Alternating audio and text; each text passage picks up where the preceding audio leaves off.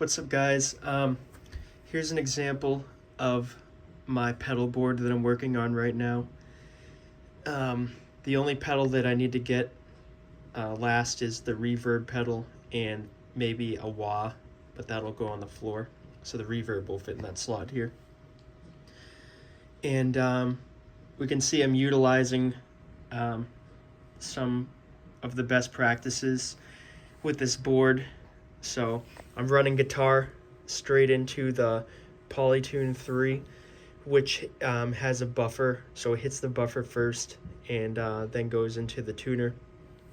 I'm going right into the Sentry to detect the signal, and Sentry sending it to the Tube Screamer, which is being utilized as a boost, and that's going right into the amp. As you can see, I put a little tag here, TS9, to amp in.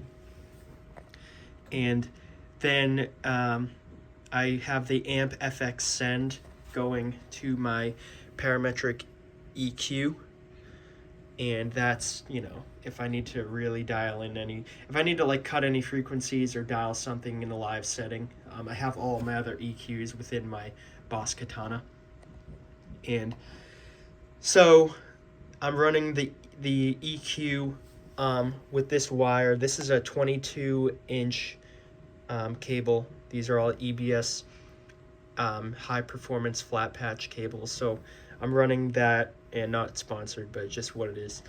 I'm running that to my Sentry return, and then output to the amp FX return from the Sentry. But if I have my reverb, I'm going to run the output to the reverb input, and then the reverb is going to use this cable to the amp FX return.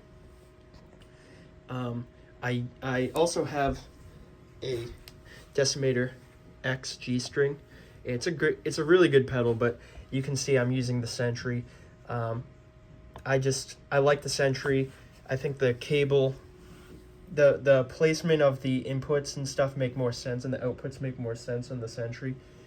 You have the guitar out on the right side, and it doesn't really make sense. It should be here. It shouldn't be up here. So, and another thing is this thing can make it can sometimes make a weird frequency when you're palm muting. You probably won't notice it, but some people complain about it, even with the 4-cable method.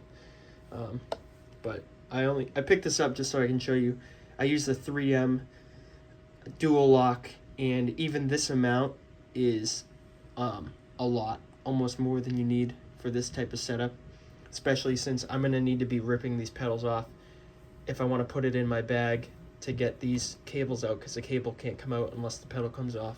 Then I can rip that cable off and throw it in the bag. So a small amount of 3M dual lock. At first I used the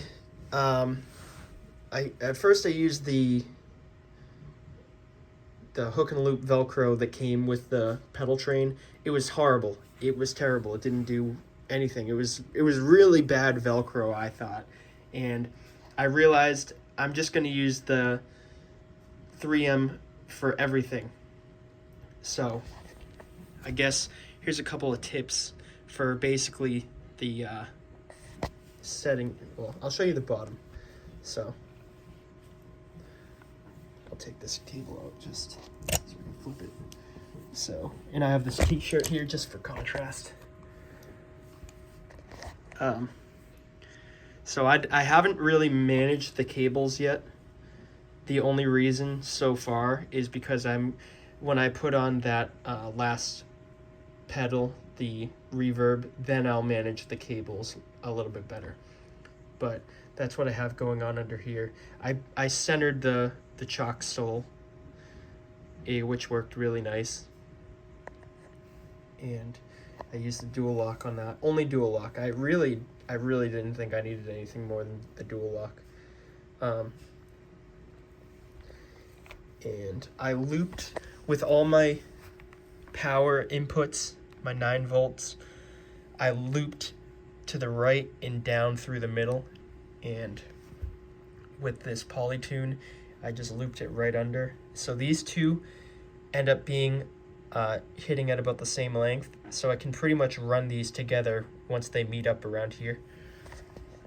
This one is a little bit shorter because the Chocks sends you 2 of the long ones and I think 3 of the shorter ones. So this one I actually had to run straight under here.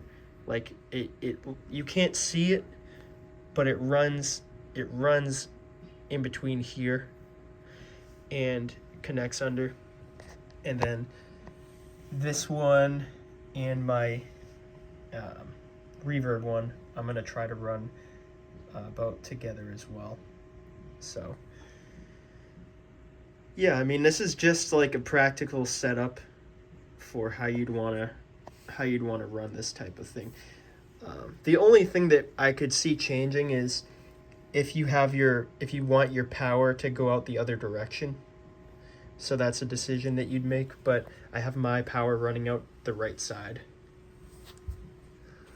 So yeah, and I I didn't really choose the pedals because they were all like, I didn't really go about it trying to make this like dark pedalboard look, but it just turned out that way besides the tube screamer. So I'll probably get I might as well finish it off and I'll get like a Boss RV6 because that's a dark gray pedal, so that'll look really cool with this vibe going on here. And I don't know what else. I also thought it really fit, like it fits perfectly, like with this pedal. This is about the size of the Boss pedal. It'll fit exactly perfect pretty much on this pedal board. And the Polytune, I kicked it over just a little bit so that I could protect this piece if it ever goes in the bag and I can just keep it plugged in. So that's why I didn't run the Polytune all the way to the right. I just like had that piece. I didn't want it catching on the 9-volt input. So yeah, there's my pedal Train Nano. Pretty epic.